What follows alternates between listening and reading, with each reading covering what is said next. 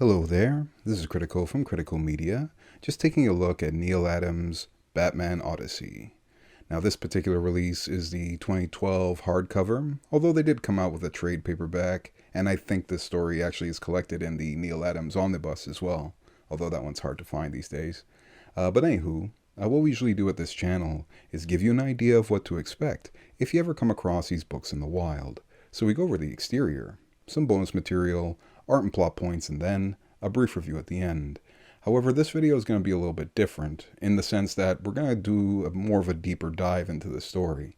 Since Batman Odyssey is a very polarizing story between Batman fans, comic book fans, or just fans of the character in general. But in that respect, Neal Adams, just so that we can get this point across, Neal Adams is one of the best artists out there. He's pretty much synonymous with the current version of Batman, him and Dennis O'Neil. As a matter of fact, that's what the main reason for this book is. As a matter of fact, if you ever think of Batman the way you expect his, behavior and mannerisms, that cocky, master of ceremonies, I'm always right, you're always wrong kind of thing, that's Dennis O'Neil and Neal Adams, right? So I guess in 2010, they gave Neal Adams a carte blanche. Just do whatever you want, tell the story you always wanted to.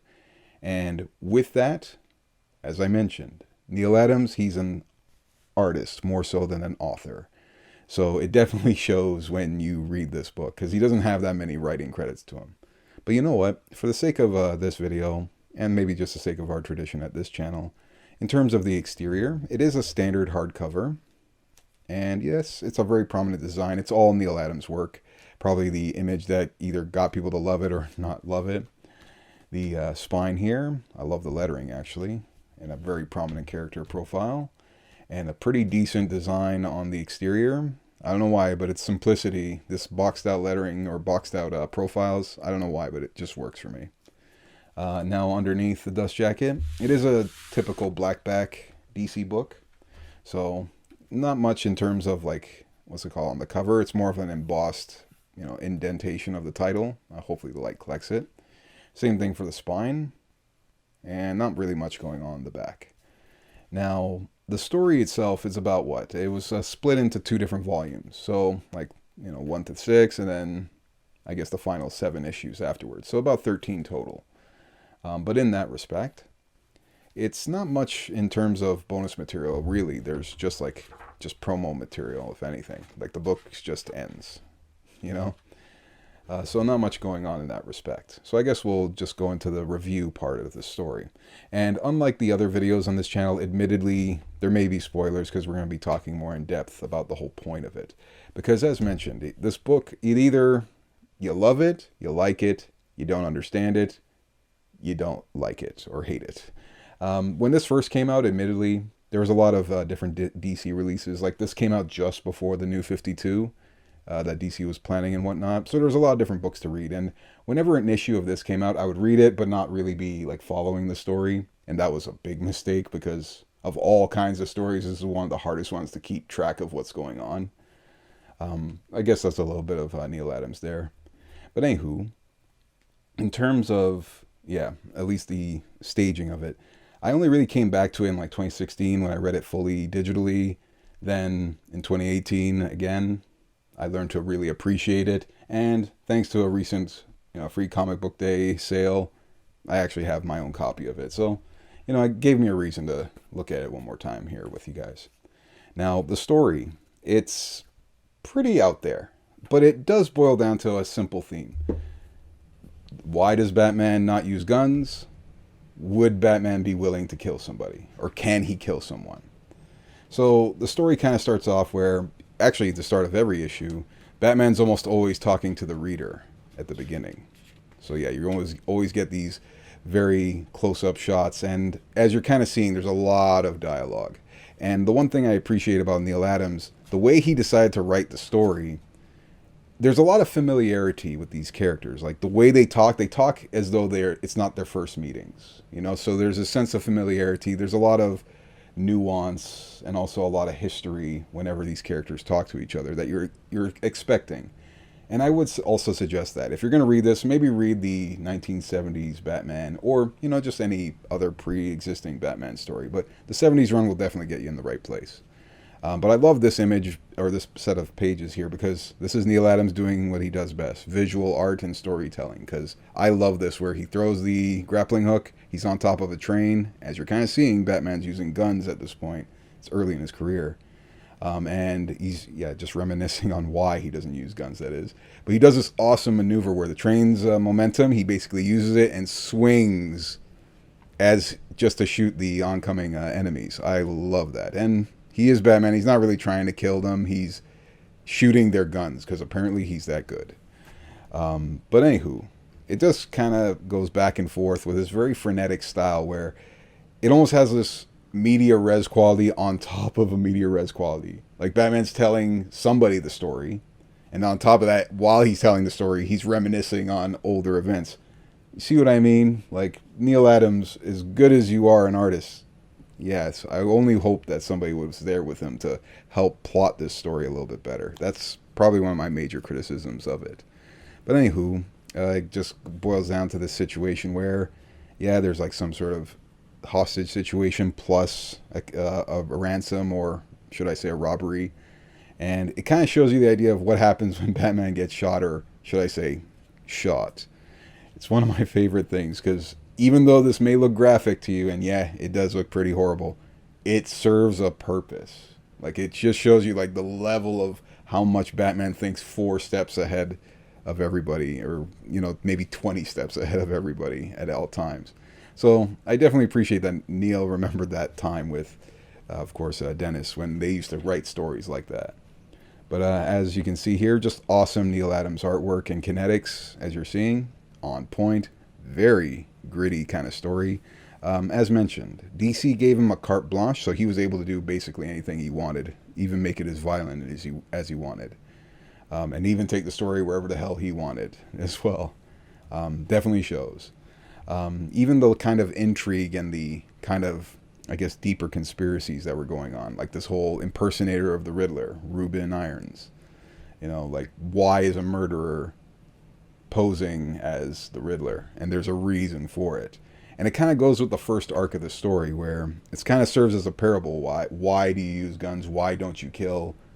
Would you actually be willing to kill somebody? And that's kind of where Neal Adams kind of goes in that path, or should I say, I guess deals with that kind of strata.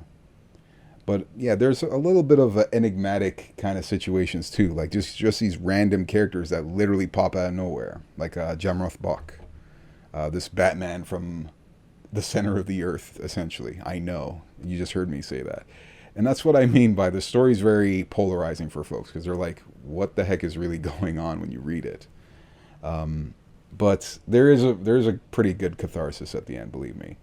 But as mentioned, you're getting a pretty gritty story here. Like, you're getting pretty graphic and pretty visceral kind of injury here.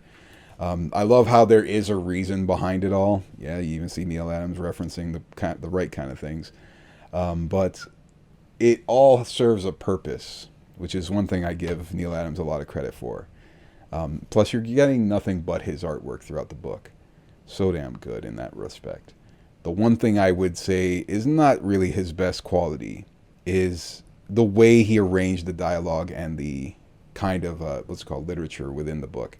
Because it's kind of, and to this day I will agree, it is kind of difficult to match what lines of dialogue actually go, in the proper order. Because even though you would assume, yes, left to right, and then up to down, right? Sometimes it'll actually go ding, ding, ding, ding, ding. Like, it's weird how it often happens. But I guess that might be one of the few shortcomings of not having that history of being an author. But I will say, he at least staged each issue in a familiar format just to get you prepared. As mentioned, almost every issue starts with this interview process. For Batman, as you can clearly read, there's a lot of dialogue going on.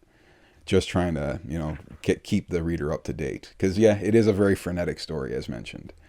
But then you're probably wondering, okay, so what's the story? Like, is there even an antagonist? There is. The story is ultimately, because it's Neal Adams, yes, hearkening back to his Dennis O'Neil days, it's a reference to Ra's al Ghul, or Ra's al Ghul, whichever you prefer. And in that respect, what's unique is they actually create a new enemy, this character called the Sensei, who's basically a martial arts savant. Like, if you thought Shiva was good, the Sensei is probably one of the few people that can actually take down Shiva. I actually believe that when you read this book. And I gotta give credit where credit's due. Neal Adams convinced me to actually believe that. But anywho, basically, a character, the leader of the League of Assassins, must have something to do with Ra's. And yeah, he's after Ra's. So of all people, he comes to Batman for protection, essentially, which is ironic. And yes, there's this whole kidnapping story with Talia, as usual, the damsel in distress angle, Red Cross Knight, whatever. But it's just serves very well a great purpose. Like, you're starting to wonder, why the heck is he all of a sudden in this primitive world, and now he's in this other world, this other center of the earth idea. And I think this was like a literal metaphor that Neal Adams was going for, that Batman had to get closer and closer to his primal nature to truly conquer the idea of, can I actually kill somebody? Do I have the power to actually take a life if necessary? And yeah, I just love this constant character, the Sensei, challenging Batman. Like, you see, it's clearly a one-off match. As good as Batman is, and by the way, Neal Adams is selling you on the idea that it is that Batman, that one that's just good at everything. That he truly is meeting his match, his superior, actually, in this character of the Sensei. I love this character's backstory. It also kind of harkens to the whole point of the book, where it's like, now it's not just, do you have the power to kill? It's like, do you have the right to kill somebody? Or something like that. Do you have the necessity to go that extra mile to stop someone? But yeah, just very unique in that sense. But you're kind of seeing on these pages here, where the heck is this story going? Like, yeah, now you're seeing Batman fighting these Egyptian gods now. As mentioned, it's this weird, frenetic, almost on-the-nose metaphor. Heck, it's not even a metaphor. It's more of a simile at this point. But it's this very hard-nosed, in-your-face, obvious, cathartic moment of, does Batman have what it takes to actually kill an enemy that has no choice? You have to stop him one way or the other. And, as typical with Batman, will he find a way? He may. But the point is, at the end of this story, even he admits, yes, I do have the capacity to kill somebody.